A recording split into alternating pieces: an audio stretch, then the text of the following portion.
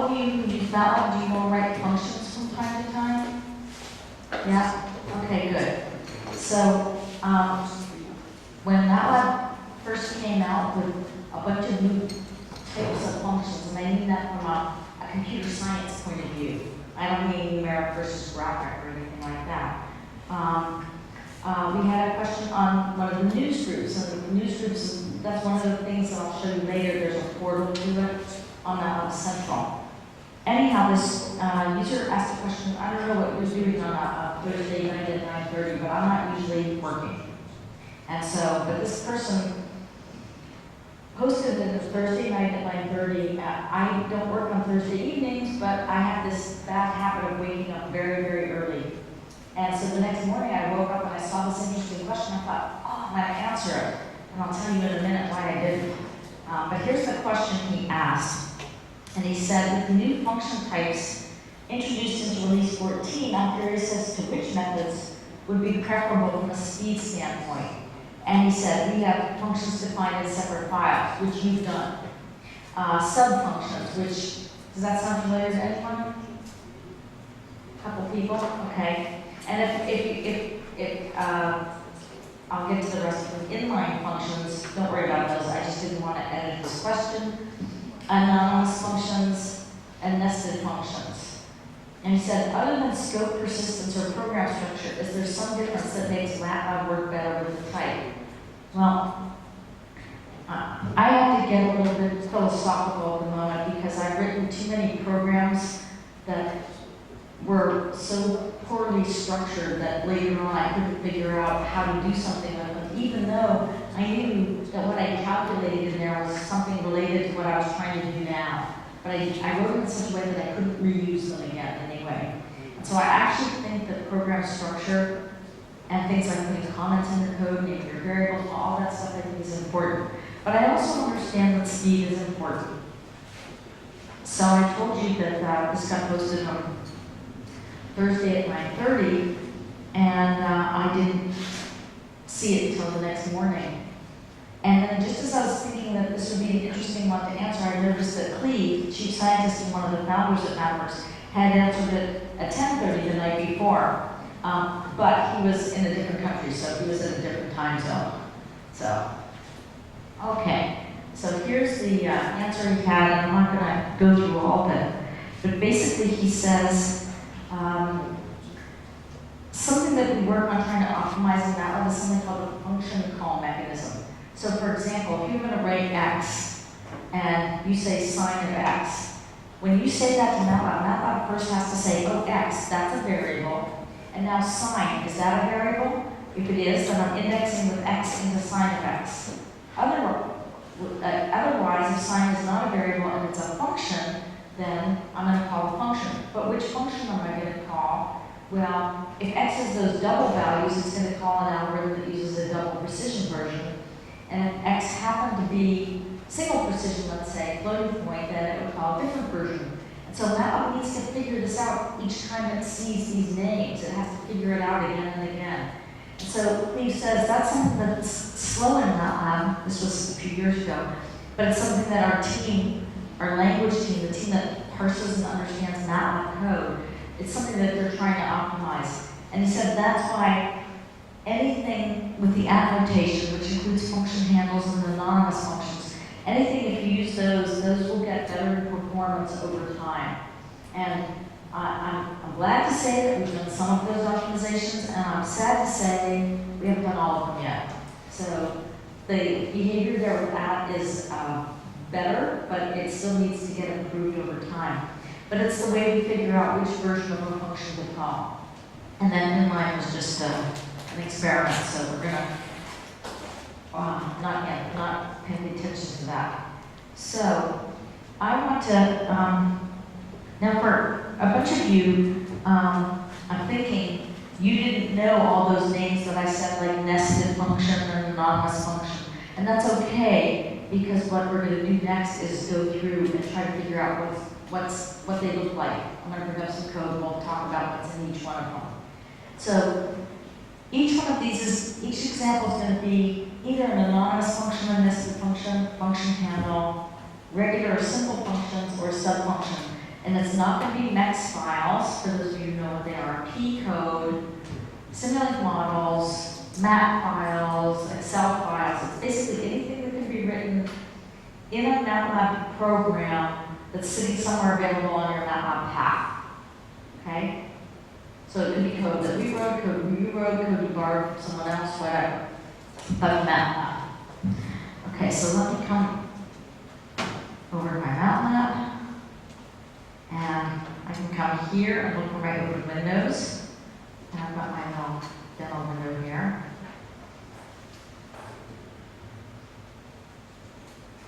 And I'm going to leave this open only part way so that you can see what the possible answers are. So, function y equals f quiz 1 of x comma a comma b, y equals a times x plus b. So of all of these 5 kinds there, what kind of function is f quiz 1?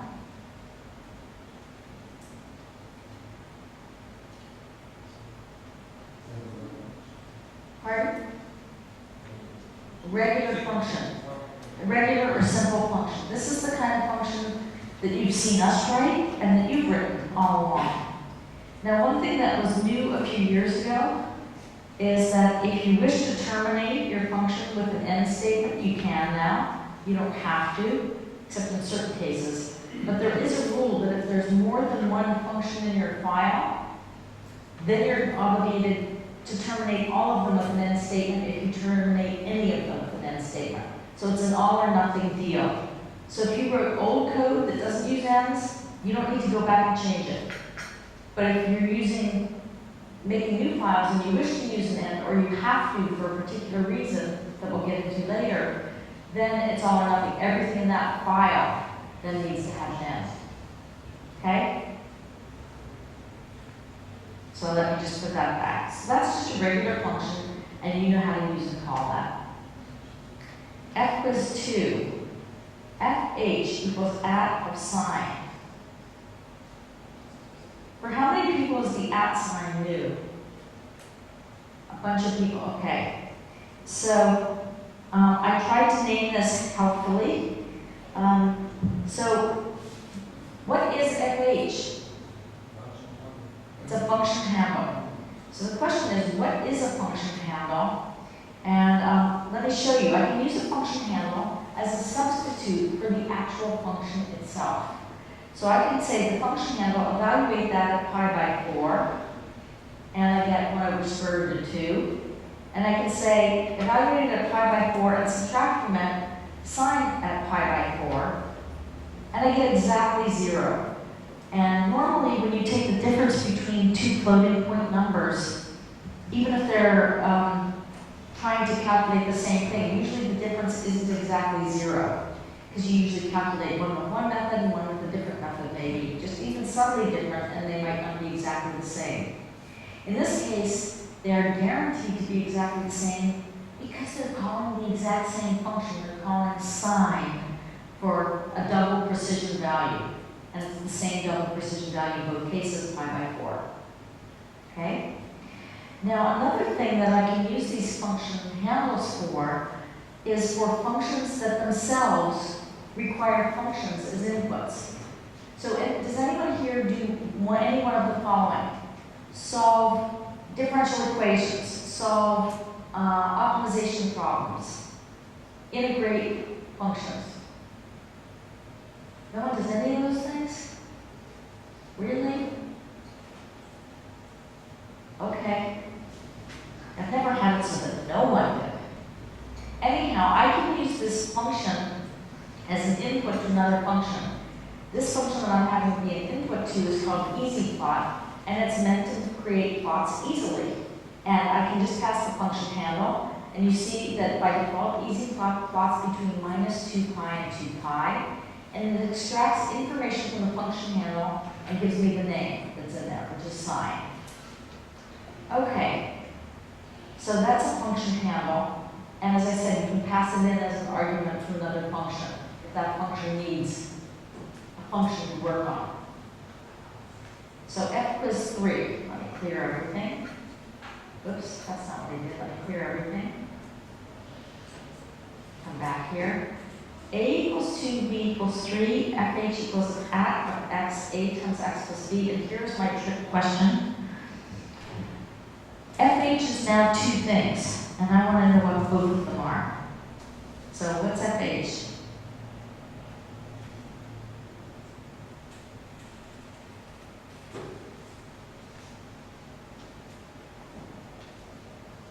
Is FH a regular function? No. Is it a subfunction? No. Is it a function handle?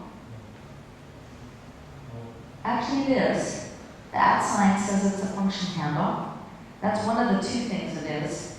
Is it a nested function? You don't necessarily know what a nested function is yet. Is it an anonymous function? Maybe. Actually it is. And the reason it's called an anonymous function is because it's an expression that we just made up. And if you were to try to name, if I said fh equals at sign, and I said name the function that it points to, you would say sign. But now, if I say name the function that this points to, well, you'd think you might say a times x plus b, but that's not a function that's already in MATLAB. That's not the name of any function that exists. And since there is no name for it to match to, because it's just an expression, it's called anonymous. So anonymous like no name. Okay? So it's both an anonymous function and a function handle. And since it's a function handle, I can evaluate it the same way I did before with the function handle for sign. So I can say fh and evaluate it at values 1 through 5. And there's my value. Okay. And now, if we take a look, I'm going to make this say the whole screen right now. I can now say a equals -1. And if I were to evaluate the function handle now, am I going to get the same answers I just got a moment ago when a was equal to 2? Or am I going to get different answers now that I changed a? And I'm going to tell you before you answer, even though I see some heads shaking in different ways, we could have designed this either way. And then I'm going to tell you after we get through trying to guess it, why we designed it the way we did. So how many people think I'm going to get the same answers before? No one. Maybe one person. And how many people think that we're going to get a different answer? We've got a whole bunch of people. Well, let's see what happens. And we actually get the same answer as before. Okay, so what's going on here? And I told you, you could reasonably have chosen either one. We could have chosen either one. But here was the reasoning. And there's two pieces to it from my point of view.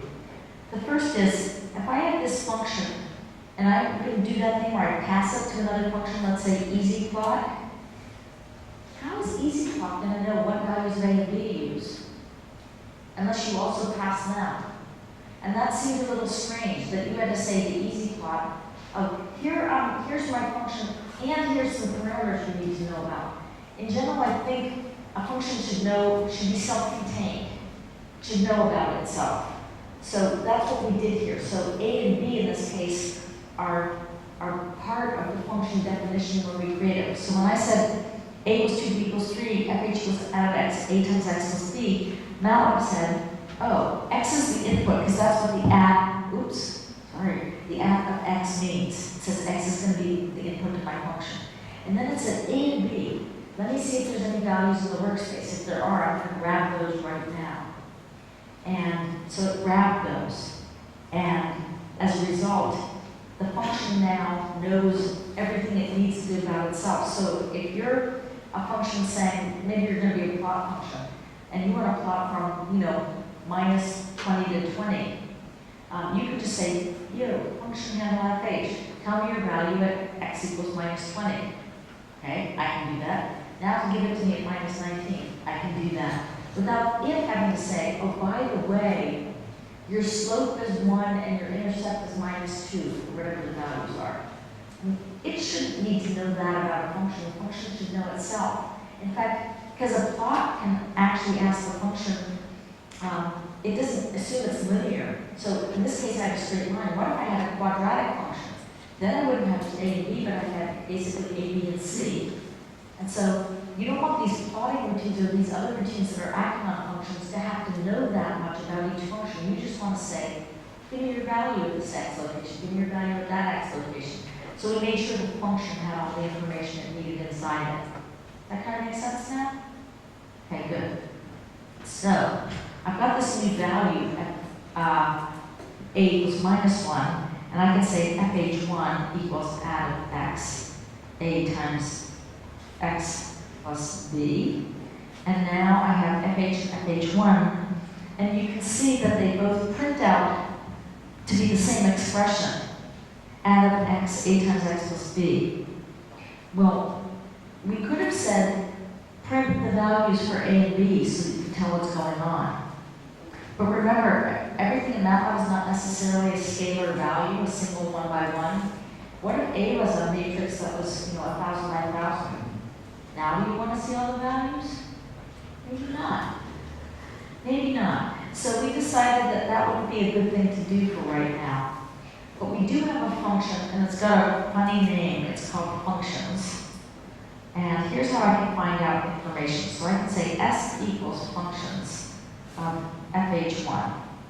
And what it does is it returns me one of those structures like I talked about before.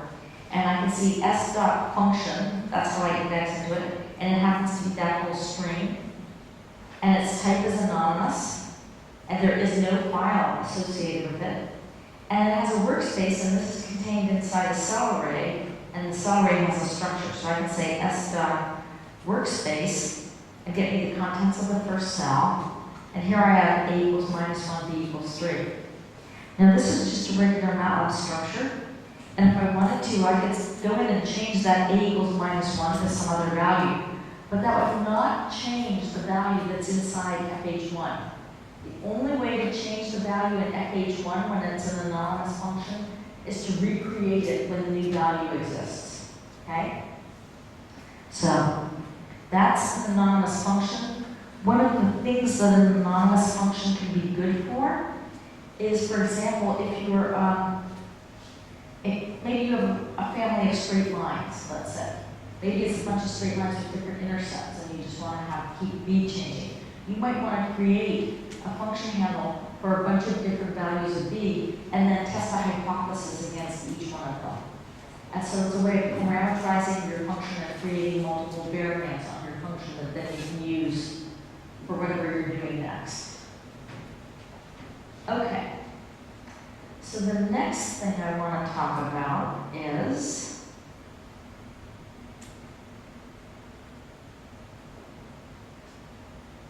quiz 4.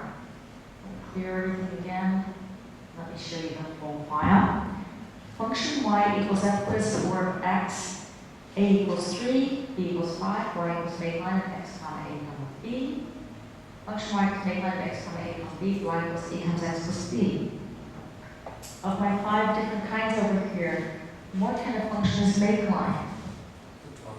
It's a sub-function. Okay, and you've been able to do this in MATLAB for years. Anyone programming like this at all from time to time? A few people, okay, good. Okay, now, is there anywhere else in MATLAB where I can use this function make line besides in this file?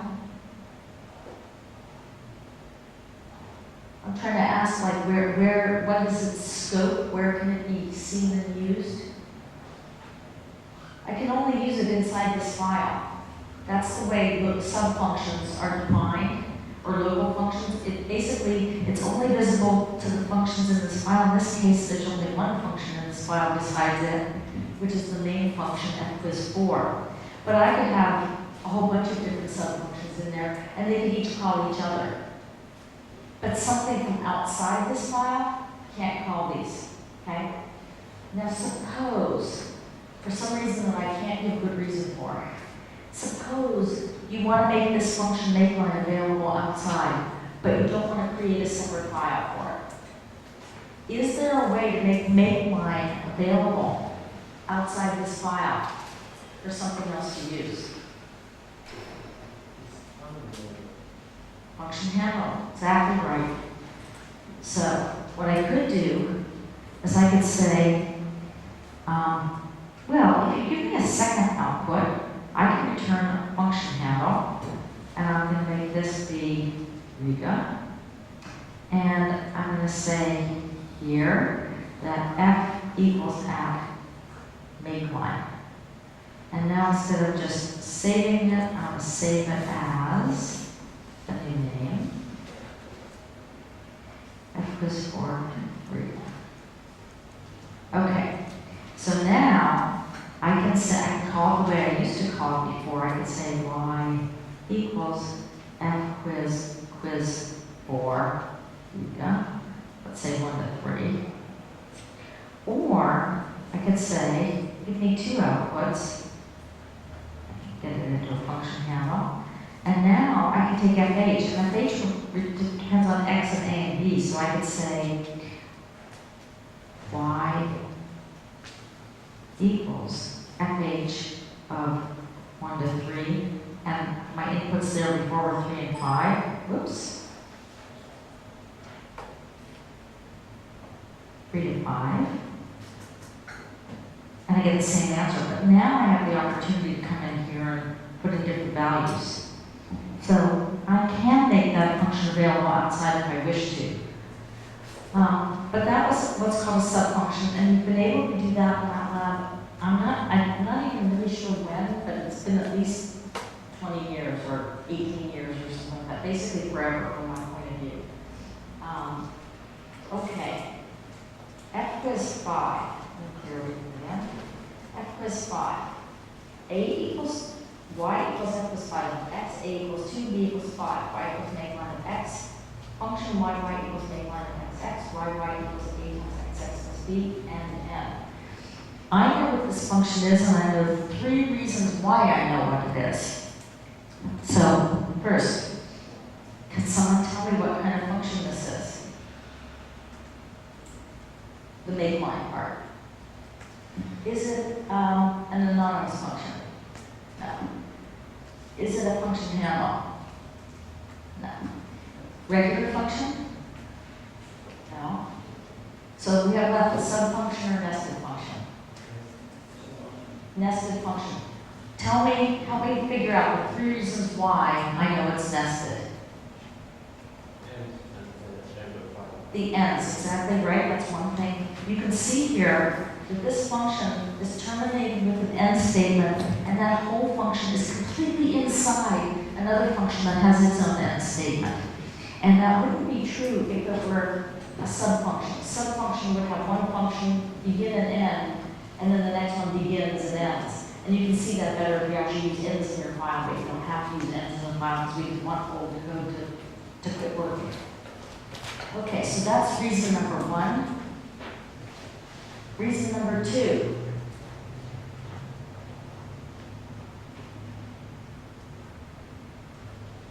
What do you see about the function make line visually? It's indented, that's right. Now, MATLAB doesn't require that you do that indentation. That indentation is totally for human beings because it makes it easier to understand just quickly visually for yourself. The third, so that's the second reason I know though, or at least suspect. And the third reason I know is there's something funny that's happened with some color here.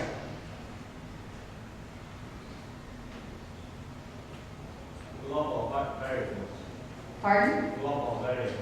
Well, they're not global, Yeah. but they're a shared variable, right?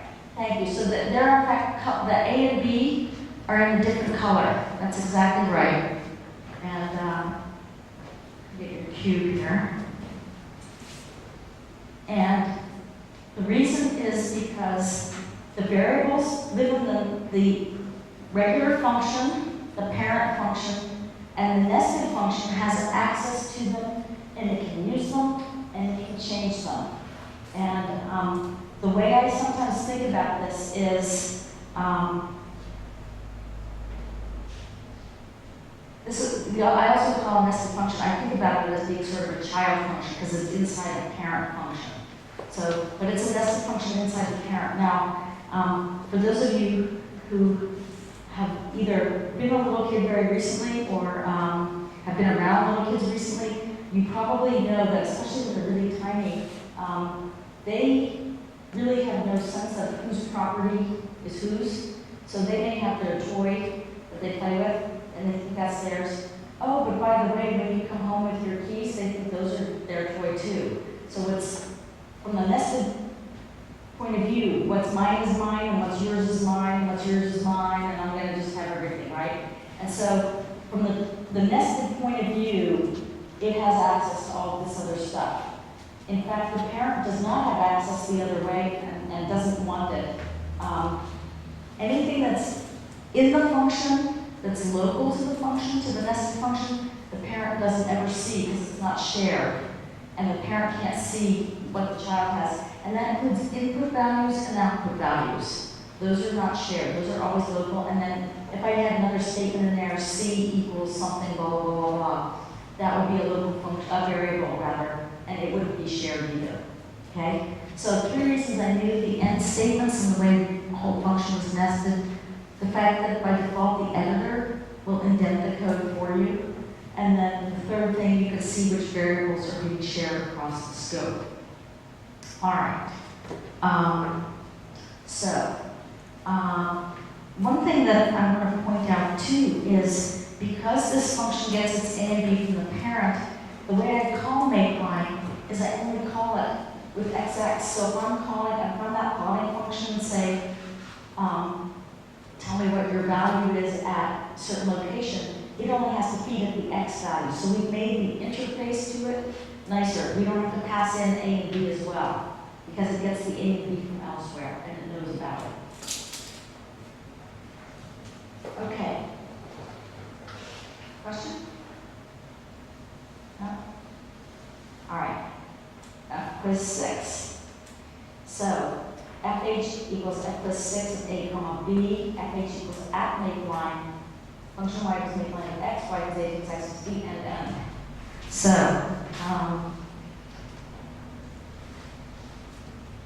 probably know what this is now. Right? It's nested. We can tell because there's the 2 ends, so that there's the function completely encapsulating the other one. By the way, I can put that function definition as long as it's inside the other function with the ends anywhere I want. I'm required to terminate a nested function with an end statement, which means I'm required at that point to terminate all the functions in the file with end statements. So once you have a nested function in the file, everything else has to have an end statement by the all or nothing rule. I can talk from the colorization and the indentation. Now, let me show you something that maybe you've seen before, but I suppose I take one of these ends off, just to show you that I really do need it. One thing you may notice is in the upper right-hand corner, see that red square here?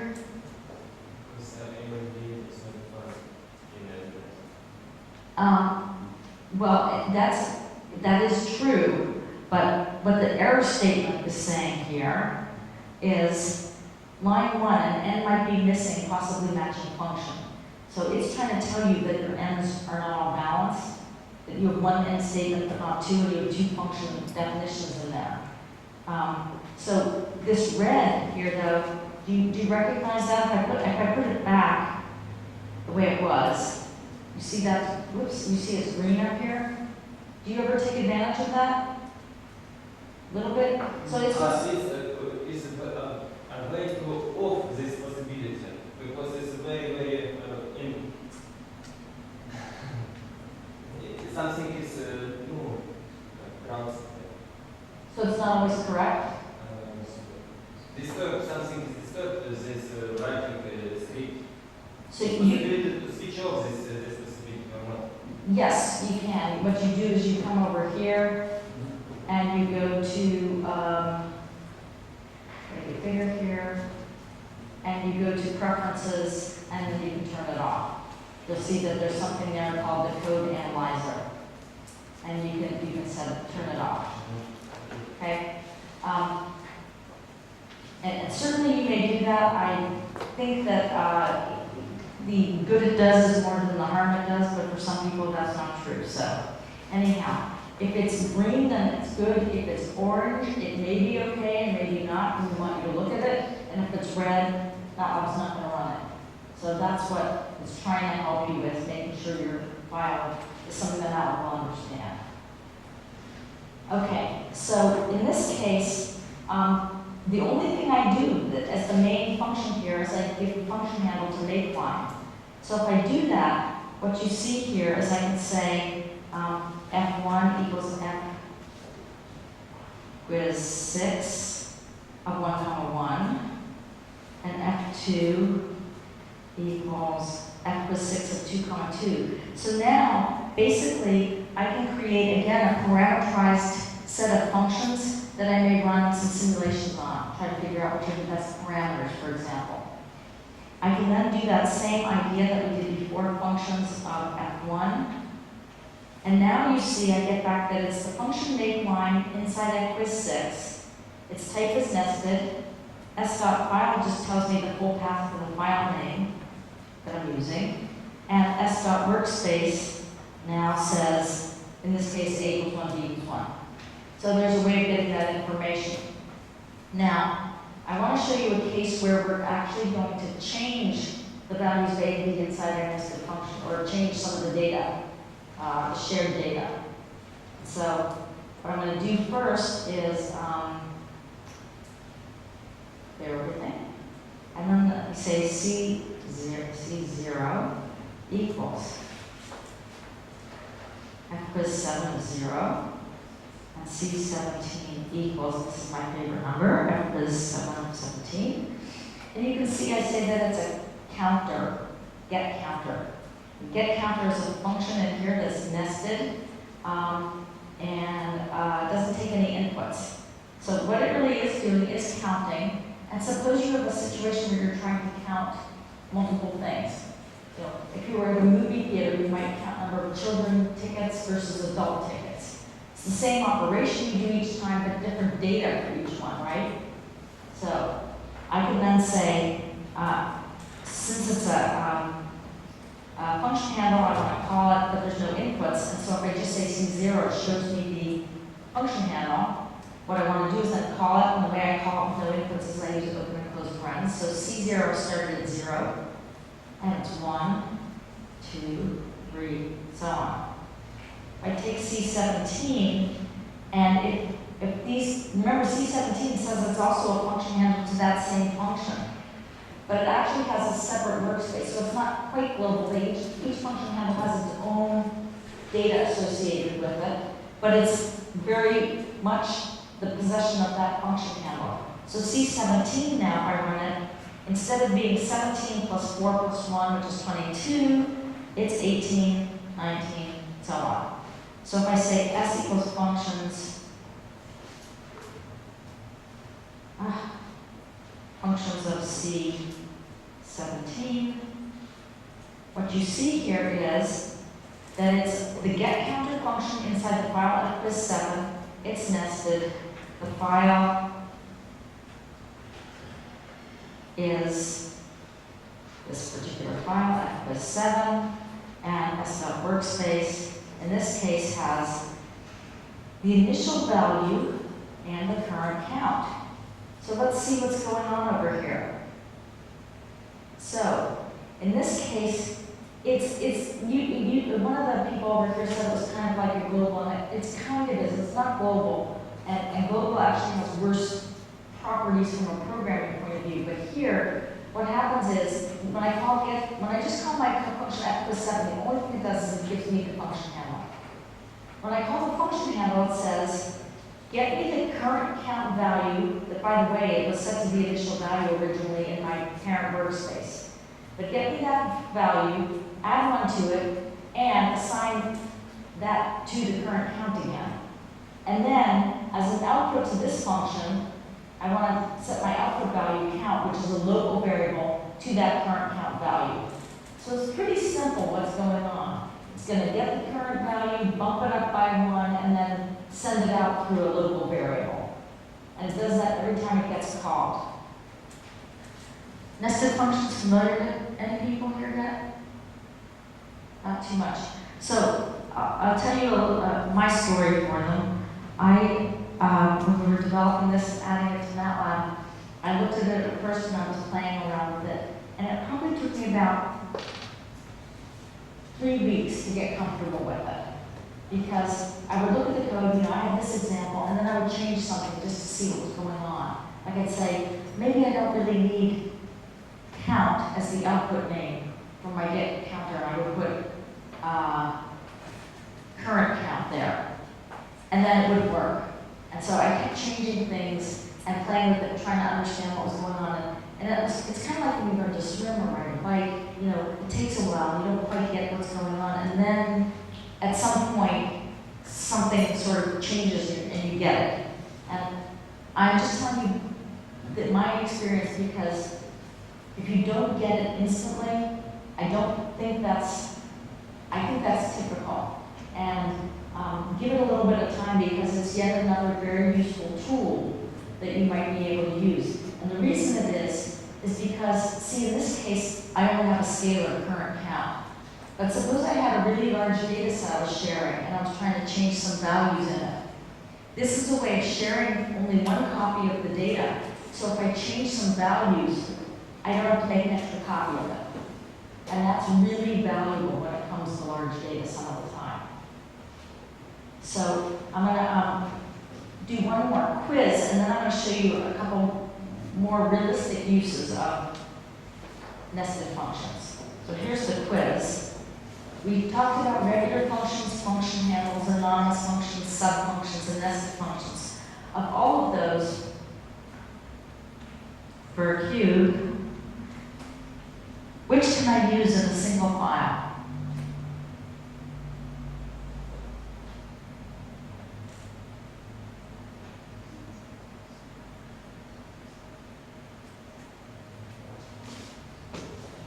What was it?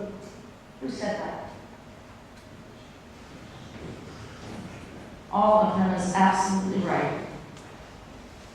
There you go. Did you get one already? No. Good. Yes, there's no reason you can't use all of them.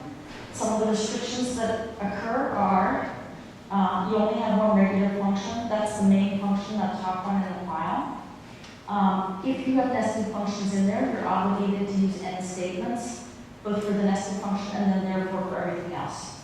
Okay, because the ends are an all or nothing deal. But if you look in some of our code, occasionally you'll see us have many different variants of functions inside the file, because it's just a really nice way to factor the code sometimes. Okay, so I'm going to show you a couple examples now.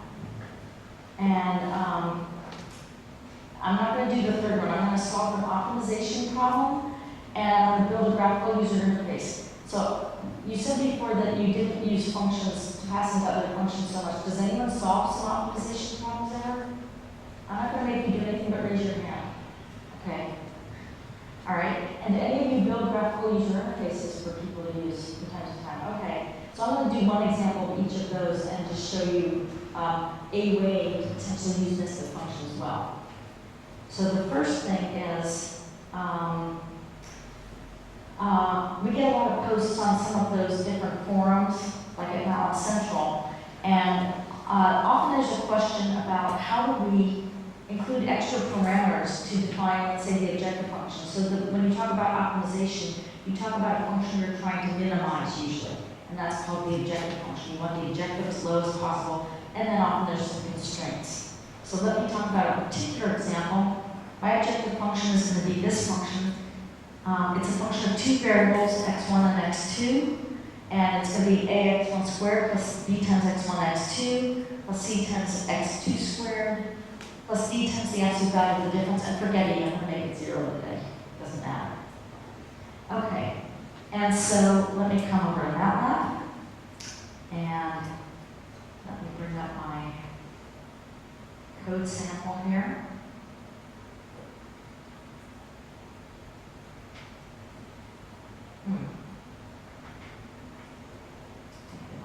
There we go. Okay, so I'm going to call this first. I'm going to say phone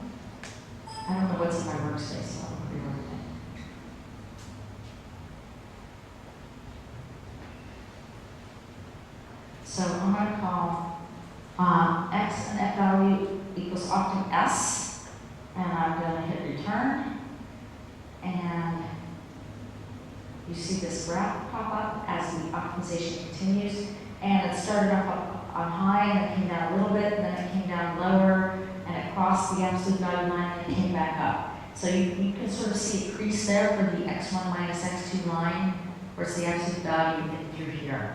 And here's our solution. I'm just going to save this for right now. Okay? And I can come to the view right now, and there's my figure.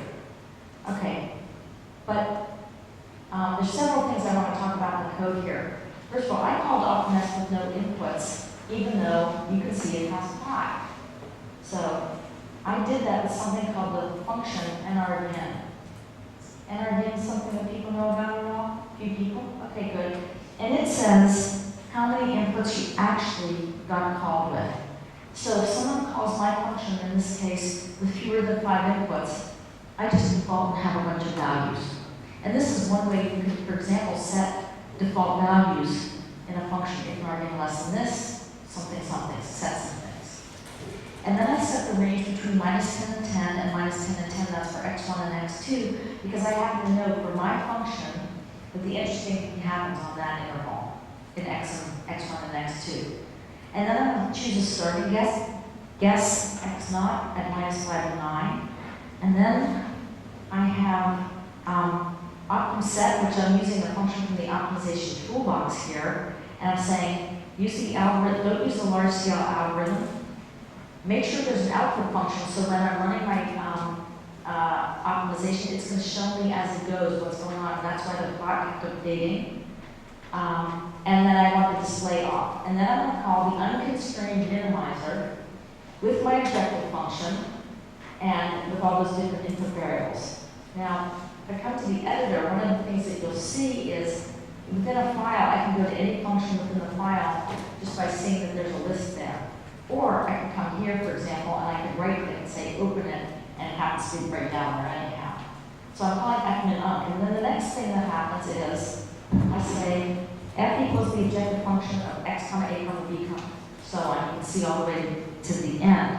Now the problem is I have had to adjust the objective function. The objective function should really only just depend on the location x. Remember I said before, like, the function should really know about A, B, and C itself. But right now it doesn't. But because it doesn't, and because the plot also needs to know it limits, I've been forced in the old world of subfunctions to pass in A, B, C, D, E, and the range for plotting to all possible functions that may get called now.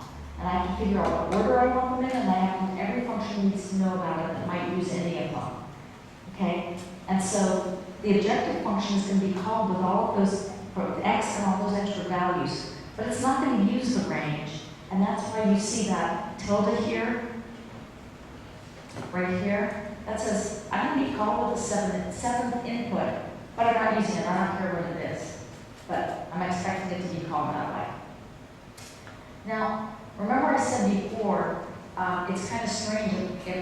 Why does the minimizer need to know about A, B, C, D, E, and range? The minimizer really doesn't care about the plot. And not only that, but it shouldn't need to know that the function has 5 parameters. All it should need to know is that it's looking for the right x that minimizes everything. And so I'd like to rewrite this using nested functions because I have a very specific thought in mind about what will be easier later on. So I'd like to reprogram this and take all these extra things out and program them instead of nested functions. So I'm going to remove those from my called fmin unc, and I'm going to remove them from my objective function, and I'm going to come down here and remove them from my call to output function. And actually within the output function, you see we actually call the objective function in one of the cases, in the initialization case. So I'm going to remove all of them from there. And I will leave the range in that initialization case because what it's trying to do is give some information to the plot. Okay, now if I'm really sharing A, B, C, D, and E in range from the regular function workspace, I have to nest the other functions inside, right? And I haven't finished doing that. So the way I do that is I start adding end statements. So I type end, and you can see when I type end that it'll tell me what function has been matched. And here we have end. And now I still have red up here because that last end matched line 34, and I can end. And now I've got enough ends so that I match everything. But now this is kind of ugly end at end. And for me, I do things like this. I put comments on the end. So that ends main, that ends the output function. And this ends a switch statement. And the next thing I do is I select all the code. And you can do that from the tool strip, or I have it in my fingers, you know that Control A is the way to do it. And then I'm going to do a smart indentation, and again, my fingers know Control I. And now what you see here is something that shows me that I really have nested that function, and I can tell, not just because I indented it, but you can see those blue values there that are being shared. And let me save this and run it. So let's come up here and do save as. And I'll do Optum nested Riga. And then it's going to complain here. And I'll put nested Riga and save it. And now I want to call this. So let me call xn for nested, fval n for nested equals Optum and R. But before I do that, I just realized something else I want to do. I'm going to copy that. And I'm going to delete it. And I'm going to open a new figure. So I want to keep my original figure. And now I'm going to paste that command back in. And here we see the optimization run. And let me put this in there. I'm going to come to the view and show them side by side. And now let's undock these, take them out. And you can see that we have the same figures, the same solution. And we can see that here too because I have x and xn are the same, and fval and fval are the same. And if you look at this code, I'm going to claim that it's nicer than it was before.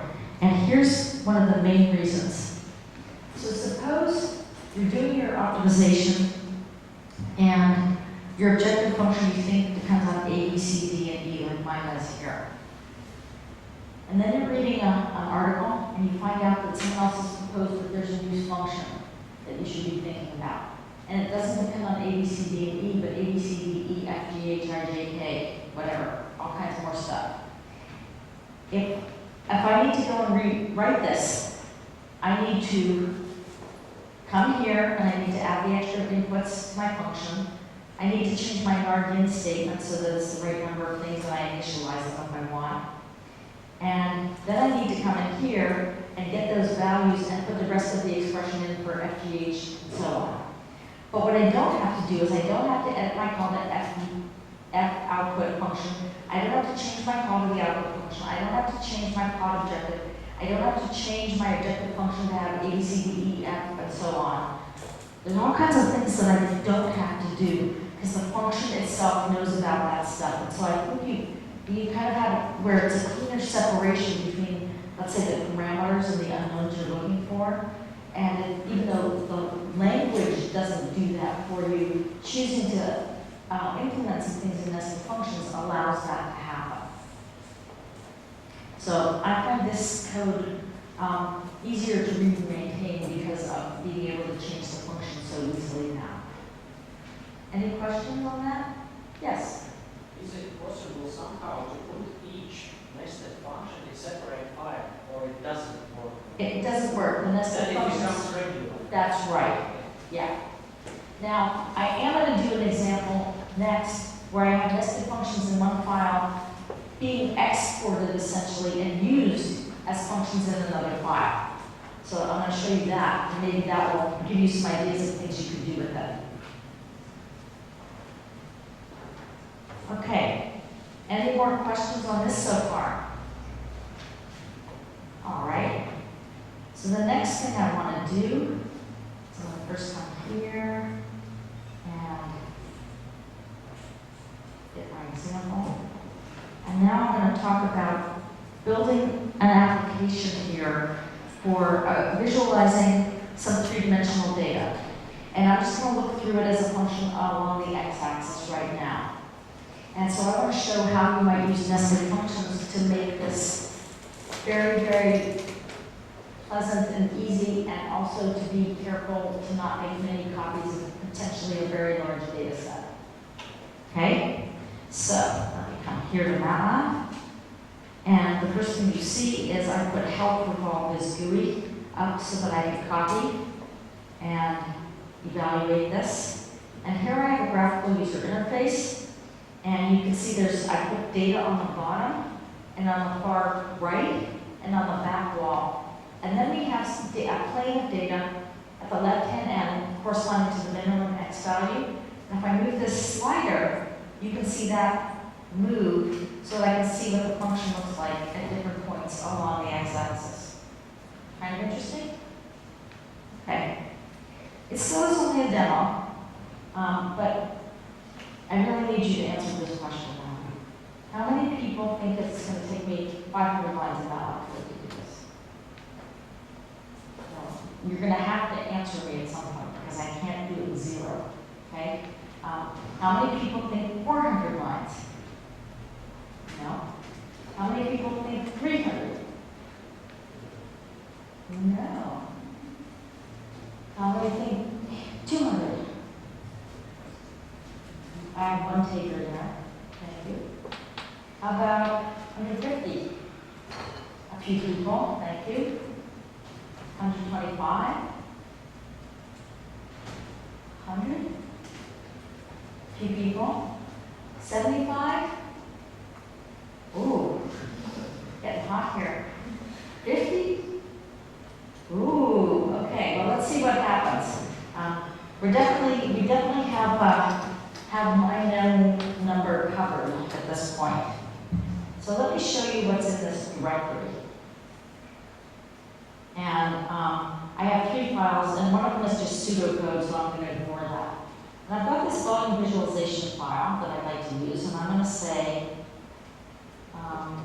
S equals volume visualization of x, y, z, b. So I'm passing the data in, and I'm getting a structure out. That's what I've made S stand for. And here I get this figure. And this is just my visualization. And the idea here is I want something just to render my volume of data. And so I'm always electing to have something on the bottom, the right-hand side, and the back. And then everything else is going to be potentially added on in between. And now let me take a look, because I put the semicolon on. I didn't let you see what was inside S at first. Oops, I'll make this a little smaller. And now let me see what's in S. And S, you see, has 2 function handles, add slice plane and delete last slice plane, and extend and xmax. So I think from the names of the functions, we can probably guess what we need to do. So s.add slice plane, and let me add a slice plane at 8, and square root of pi, and 3.7, and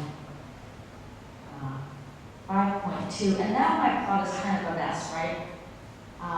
So I know I have another function handle called delete last slice plane, which kind of tells me that there's basically an ordered list somewhere. So maybe I can just take advantage of that and delete last slice plane. And since I don't need to give it the input, I think, because it's going to do the last one, I need to call it with those empty parens. So I'm going to delete 1, 2, 3, 4. Dare me?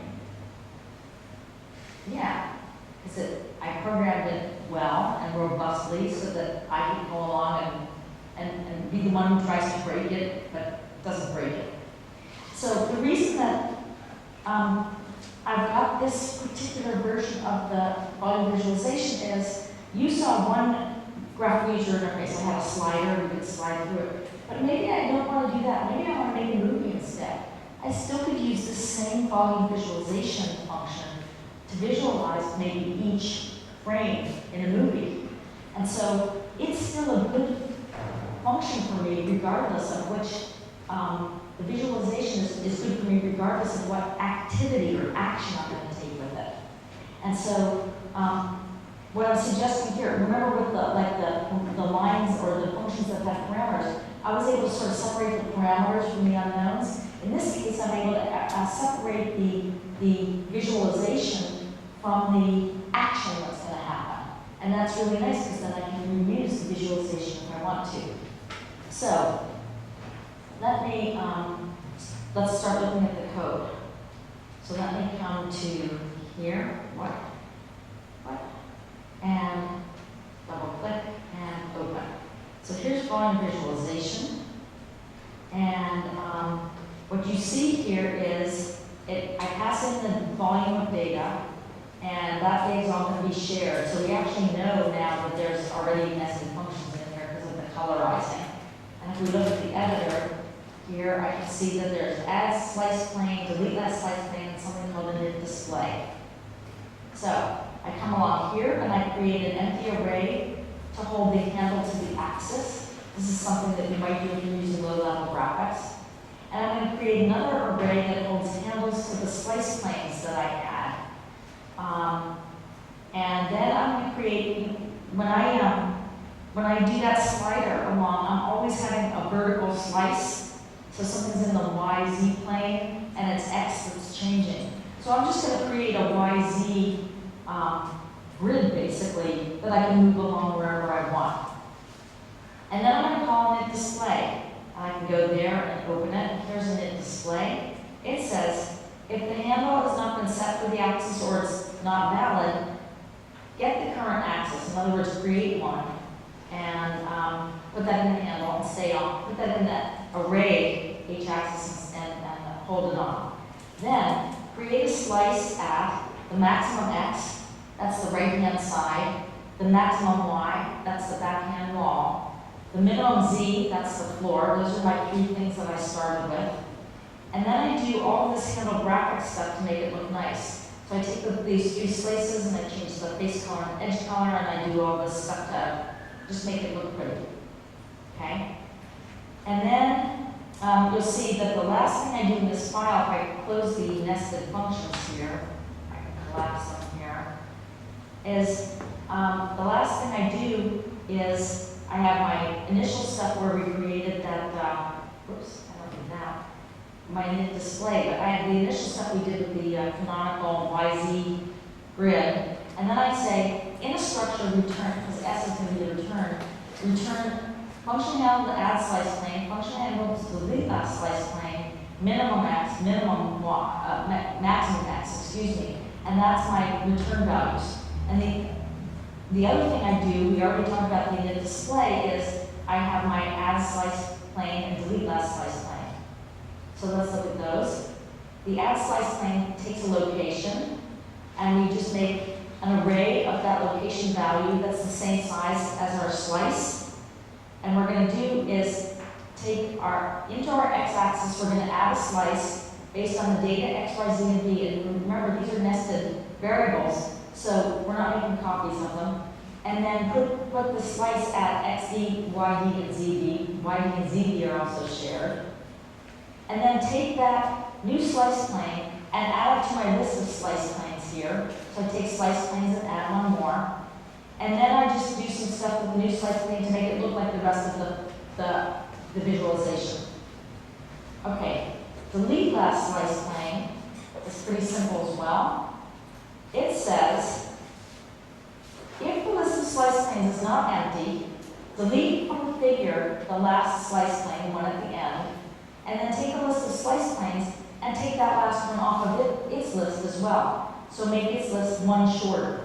And that's why I was so confident, remember, about deleting the last one when it didn't exist, because I had the if not is empty. If it's empty, what do I do? Nothing. And so I was protected against someone sort of running off at the end of my buffer there. So that is 60 lines. It includes a few comments. It includes some blank lines. It includes a few dot. So you count them however you want. I'm going to take 60 as my first number, but it's maybe a little bit less. And now I want to look at Bob is GUI. And for Bob is GUI, what we have here is, remember the first thing that Volume Visualization did pretty much, Bob is GUI, first thing it does is it creates a figure and it calls volume visualization. And you can see that only the X value from the data is being shared in this case, and the Y, Z, and D are going to be passed in differently. So we're going to call volume visualization with the data, and we're going to say that we're going to then, remember that volume visualization had just the regular 3 planes that were on the right hand, the bottom, and the back wall. Now we're going to add a slice plane at the minimum value, and we're going to add that UI control, that user control, that slider. Here it says it's a slider. The minimum is going to be the minimum X. The maximum is the maximum X. The current value is actually over on the left-hand side, so it's the minimum X. And we're going to have that callback be update slider position. So update slider position says, and this just couldn't be much simpler, it says the following. Wherever that last slice plane is, remember on the list, delete it. Okay, tell me the new value, where the slider is. This new slider's over here. Put in a slice. Oh, they moved it again. Delete this slice, find the new value, put in a slice. So take one out, move, put one in. Take one out, move, take one in, put one in. So this, you'll see, is 30 lines of code. It includes this long ... It includes a couple comments. It includes some help text here. So if you're being the least generous possible, I did it in 90 lines. And so I think that for something that is, it's actually heading towards being a useful tool.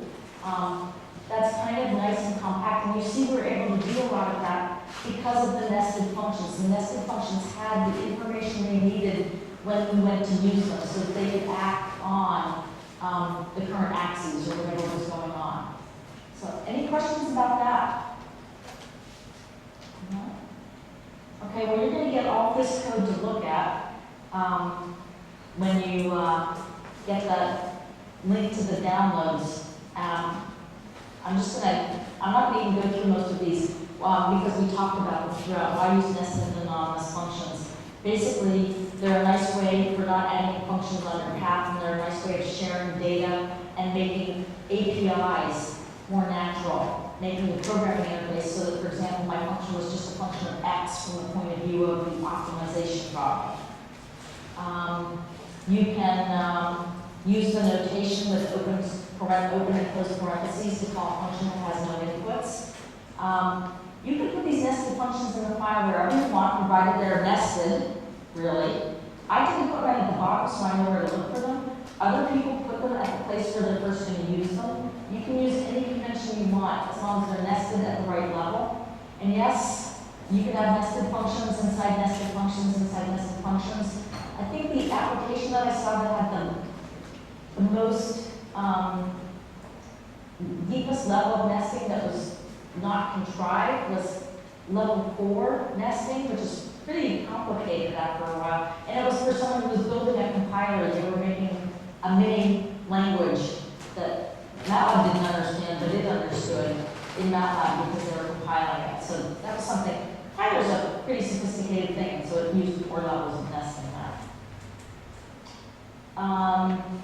Nested functions are good when there's a significant amount of shared information. If you look through that code that I just did, I never had to make extra copies of X, Y, Z, or read, and those were potentially large arrays. So I was visualizing a volume. And so if there's a lot of data to share, and especially if you might need to change some of it, you really only want one copy if you can help it, so that you don't end up making memory sort of explode in MATLAB. And here's a few additional resources available to you. They include an article from an old MATLAB digest, some examples that are part of the shipping MATLAB. Also, if you go to the MATLAB Central area, you'll see that I have a blog called The Art of MATLAB, and I have a category called Function Handles. And this is just to summarize. We talked before the break about MATLAB and memory usage and then this data copied. And then I talked like, afterwards mostly about nested, but some about anonymous functions. And those are new function types that you might use. It's just another tool. You don't use them all the time, just like you don't use a function all the time, but they're there when you need them. And before I finish, what I'd like to do is, I'm hoping I didn't do something silly, oops, with my, here, yes. So I have a web page to MATLAB Central on MathWorks website, and what you do, if I go to mathworks.com, I just wanted to show you where you get to it. Maybe I should. Okay, so here's MathWorks website. You can see I can come over here to the user community. It's where I was just a minute ago. And here's the different activities that you can do there. One is the file exchange, and I mentioned people can download files. These are some of the recent files that were there. Put there. You can look at any one of them. You can download it if it's something that you're interested in. There's MATLAB Answers and the MATLAB News Group. And those are places where people ask questions and other people from the community and MathWorks people try to answer and help get answers to questions. There's also Kodi and Trendy, and I mentioned them a little bit earlier. Kodi is a place where you can basically play around with some code. It's basically a web interface to almost like a little mini programming contest. And if you answer and do well enough, you get to see other people's answers as well. So it's kind of a nice way to see different kinds of MATLAB programs from different people and solve some cute and interesting problems from time to time. We actually have professors who are planning to start using this as part of their own courseware. So they're going to put problems up down there for their students and expect their students to get answers and hand them back in that way. Trendy is a way to follow a trend over time. So here are a couple of popular plots. This says plot the number of open job positions requiring MATLAB or Simulink skills in China. And you can see how it changes as a function of time. And then this is the number of questions on MATLAB answers. So we're seeing the number of questions, of course, go up with time. That will not go down. And then we have a place where, and this is particularly important for those of you who might be teaching, the link exchange tends to be a place where professors put links to courseware that they're happy for you to look at and maybe download and use for the basis of your own courses. And I would encourage you with both file exchange and link exchange to see if you have something that might be worth sharing and put your work out there too for other people to use. And then we have over here blogs. And these are blogs from people at MathWorks, and you can see mine. I might date mine later this week. And there's a lot of different interesting topics, so if you're a Simulink user, you'll find a blog here that's also interesting and so on. So that's one place that you can come and get a lot of information, and it's really a great community. There's just a lot of activity that happens on it, and especially if you start going into MATLAB Answers. Even if you don't feel comfortable at first asking a question, you can see if someone else asked a question that's related to yours and go looking for an answer. So thank you very much for spending the afternoon with me, and I hope you enjoy using MATLAB. Thanks a lot.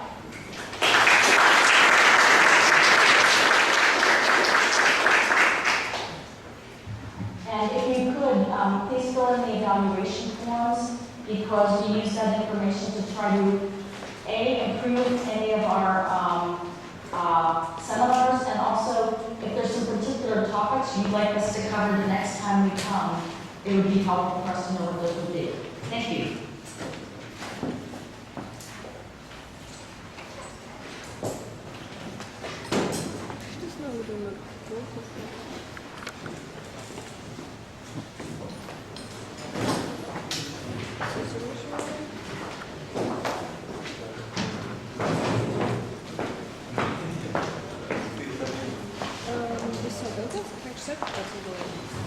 Привет.